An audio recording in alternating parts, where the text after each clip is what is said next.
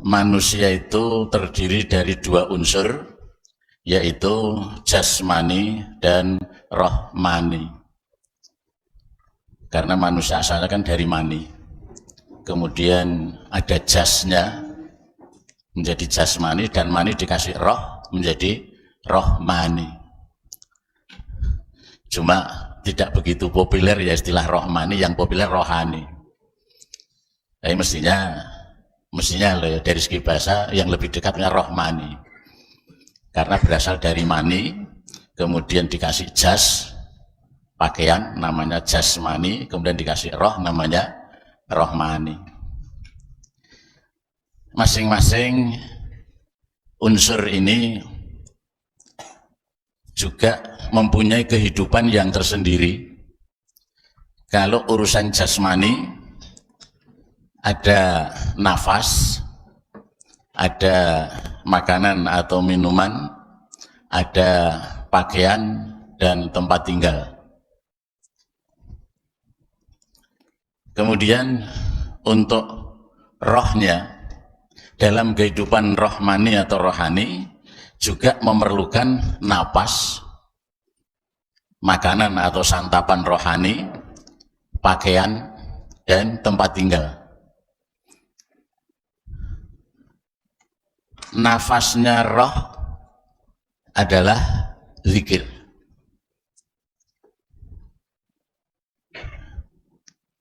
Di dalam sebuah hadis ada istilah masalul ladzi yadhkuru wa la yadhkuru kamasalil mayyiti wal hayyi.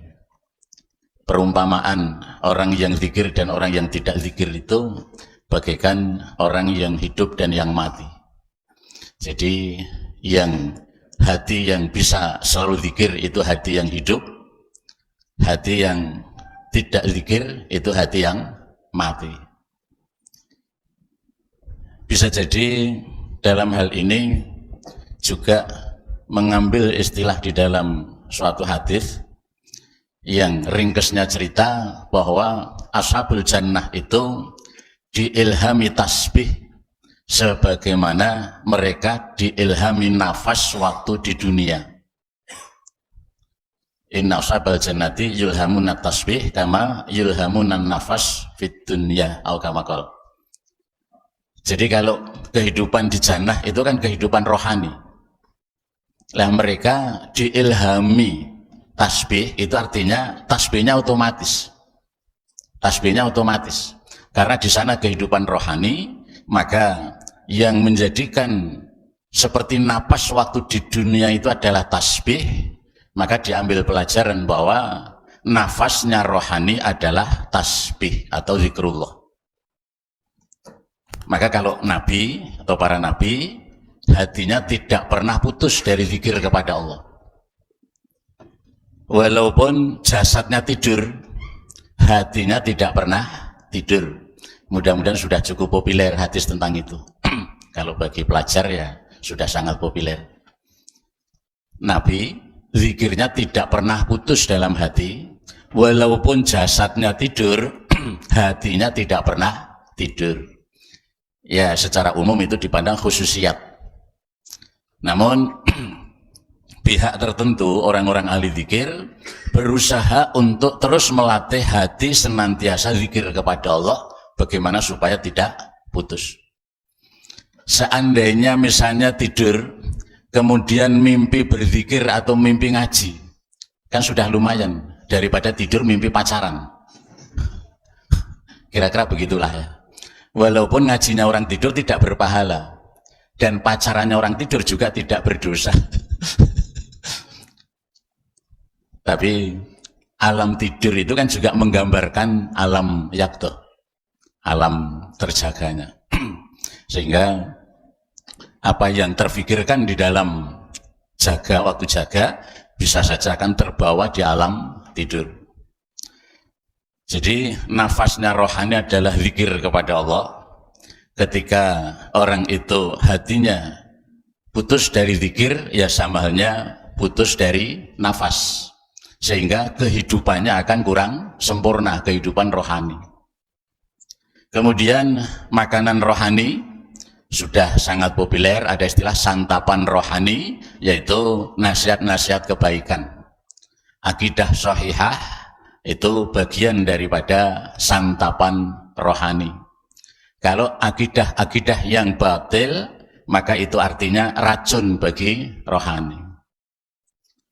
Semua agama benar, misalnya begitu ya, itu kan racun. Jadi santapan-santapan rohani adalah nasihat-nasihat dari ayat-ayat kitab suci. Kemudian pakaian rohani adalah takwa. Walibasut taqwa dzalika khair. Itu pakaian rohani. Maka kalau dikembalikan kepada kisah tentang Sayyidina Umar radhiyallahu anhu ketika dimimpikan oleh Nabi pakaiannya ngelembreh-ngelembreh, itu artinya takwanya sangat kuat. Kalau orang istikharah ingin cari pasangan, ketika dalam mimpi bertemu calon pasangannya itu pakaiannya minim, itu artinya takwanya kurang.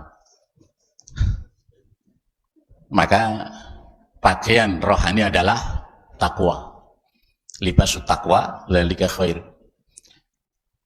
Lah nanti ketika misalnya ya satu saat ada orang bertanya, katanya nanti di akhirat itu dibangkitkan dalam keadaan telanjang, tidak berpakaian sama sekali. Lah terus nanti pakaiannya bagaimana? Ya maka wallahu alam bisa saja ini masuk menjadi jawaban libasut taqwa dzalika khair. Mereka yang paling bertakwa itu yang paling pertama mendapatkan pakaian, karena itu pakaian rohani. Kemudian tempat tinggal. Dalam jasad butuh tempat tinggal, maka tempat tinggal rohani ada sebuah, setahu saya itu hadis. Kalau itu bukan hadis nanti silahkan cari sendiri kedudukannya qaul atau hadis. Al-masjidu baitu kulli taqiyin. Masjid adalah rumah bagi tiap-tiap orang yang bertakwa. Masjid merupakan rumah bagi tiap-tiap orang yang bertakwa, artinya itu rumah rohani. Rumah rohani. Ini sejalan dengan sebuah hadis, rajulun qalbu mu'allakun fil masajid. Salah satu dari 7 golongan yang akan mendapatkan perlindungan di akhirat dari tidak ada perlindungan kecuali perlindungan Allah. Salah satunya adalah seseorang yang menggantungkan hatinya di masjid-masjid Allah. Itu sejalan. Nah, sehingga orang yang menjadikan masjid sebagai rumah rohani, otomatis yang namanya sebagai rumah atau tempat tinggal, ya ketika dipanggil hayya 'alas shalah, maka akan pulang.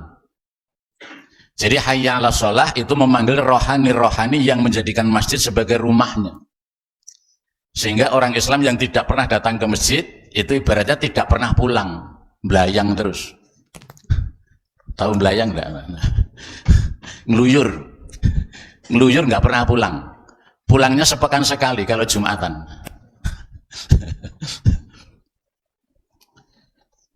Sampai di sini bisa dipahami ya. Lepas cocok atau tidak terserah. Ya ini merupakan sebuah pengetahuan yang saya meyakini hal ini, kemudian disampaikan, ditawarkan, gitu saja masalahnya. Karena manusia tersusun daripada jasmani dan rohmani. Masing-masing membutuhkan napas, makanan, pakaian, dan tempat tinggal.